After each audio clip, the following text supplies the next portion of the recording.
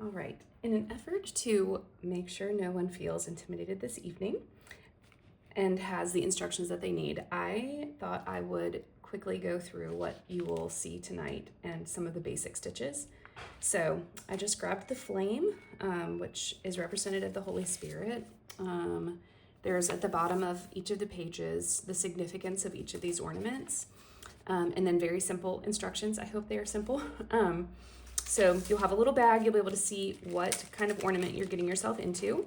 They're each labeled with a difficulty level. And there's a range even within the single dots. The single dots are the simplest, up to 3. This is probably on the higher side of simple, just because you'll be attaching a piece here. You'll be stitching a stem stitch around the red line and then attaching sequins on the blue line. So nothing that is very difficult, and I'll show you kind of how that looks. So let me begin by just threading the needle in case any of you are unfamiliar with how that works.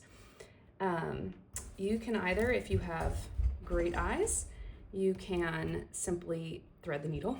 But if your eyes are more like mine, you will probably want to use this little needle threader that Mary Murray has so graciously provided for all of us.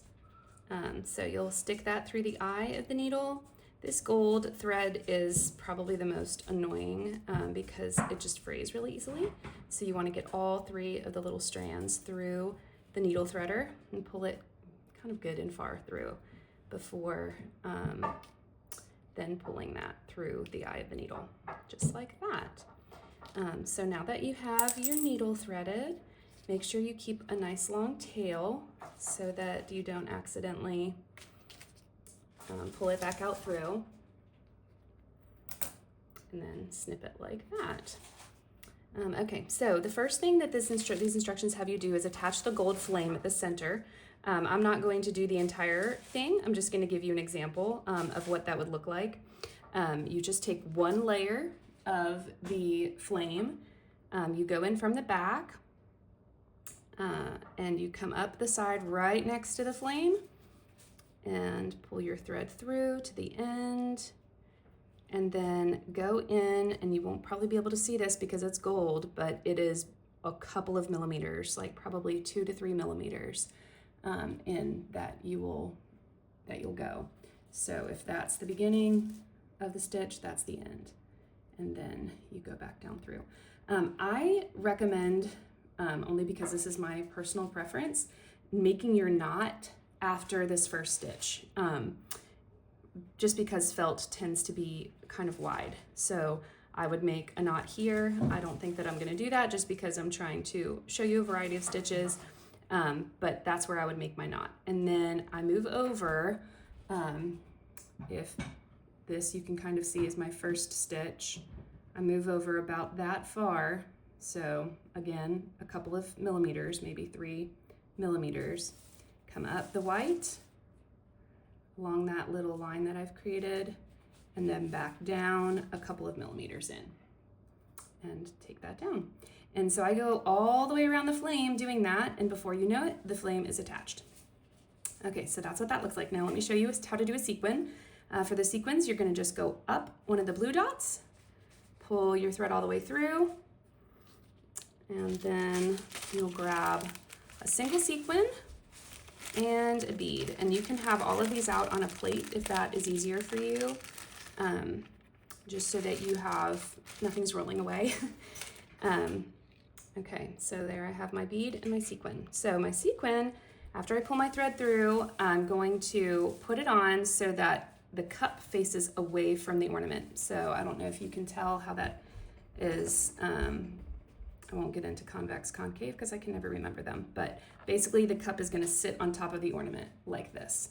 And then you just let it go down.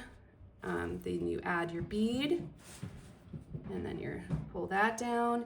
And then going around your bead, you're going to go back through the sequin. So don't go back through the bead or you will undo everything you just did. But just go through the sequin, and the bead kind of secures the sequin on top, and then go through the little blue dot. You can go right in the same spot if you're able to, and pull that through, and now you have a sequin that is attached to your felt, just like that.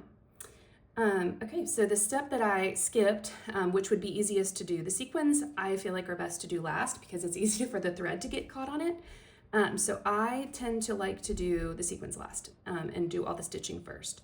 So this will be the stem stitch. You'll obviously start much further down here, but I'm going to start up here just so that you get an idea of how this looks.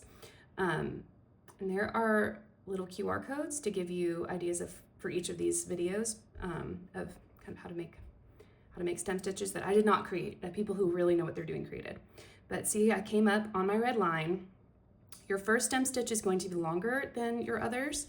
So I would say about like that. That's probably about 4 millimeters, maybe 5, probably more like 5. You're gonna come down and you're gonna choose a side. I don't go all the way through. I like to make sure that I've left a good loop so I can see where I'm going. I'm stuck in my thread. So there's my loop, and then I'm going to come up about a little further back for the first stitch, about halfway through, pull it up on one side of my loop. So I'm sure you can get the dimensions here, but pulling it up on this side, pull it taut, and then you go about half the distance. So if this is maybe in the middle of where your stitch will be, you're going to come down there, give yourself a loop again, and this time you're going to come up right next to your previous stitch so that it's almost like every stitch is 2 wide, 2 pieces of thread wide. So you see how this is making a stem stitch, and then you're going to go as though this is the middle. You're going to go a little beyond, down through, leave yourself a loop, see where you were right here.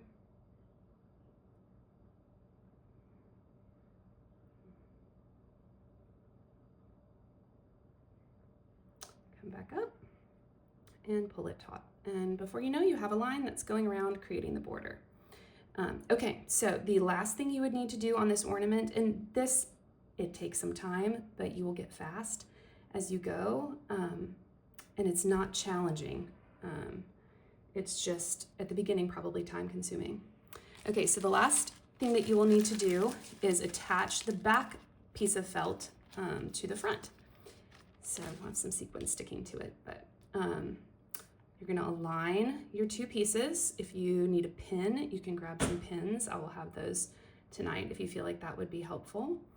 I already threaded a cream piece of thread, so that's what you would use to stitch the 2 pieces together so that you can't see the stitches. I recommend starting at the bottom for this, but I'm going to start up here just so, actually let me rotate. Let's start over here.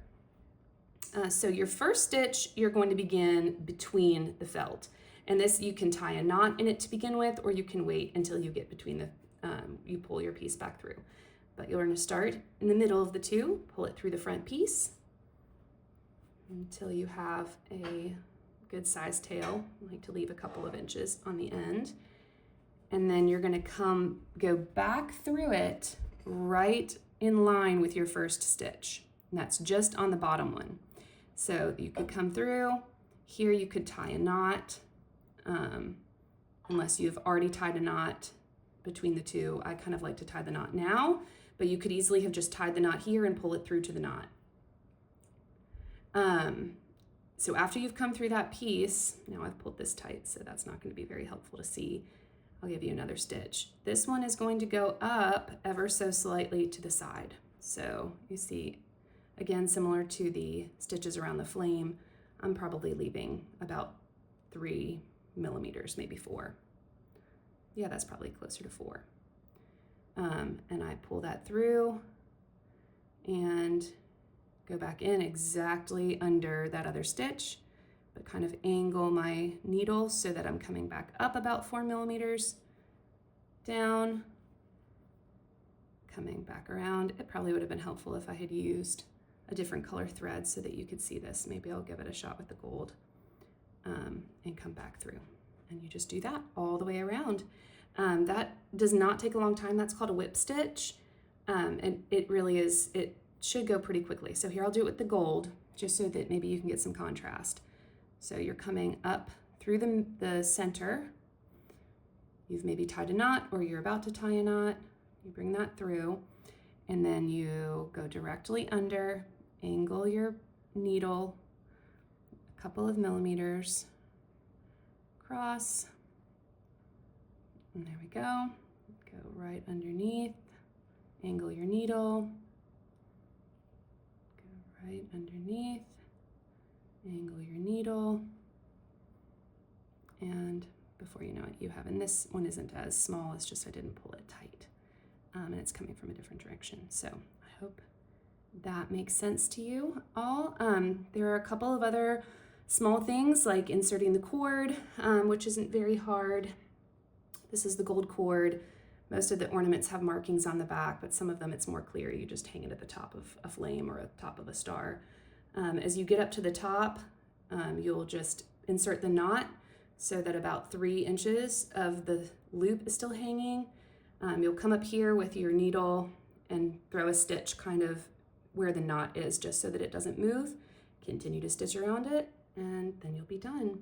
Some of the ornaments have stuffing, not a lot of stuffing, like a very small amount of stuffing. I find it easiest to put this on the back piece, like lay it out on the back piece and then sandwich your top piece over it and see if you like it, and then hold it together as you stitch around.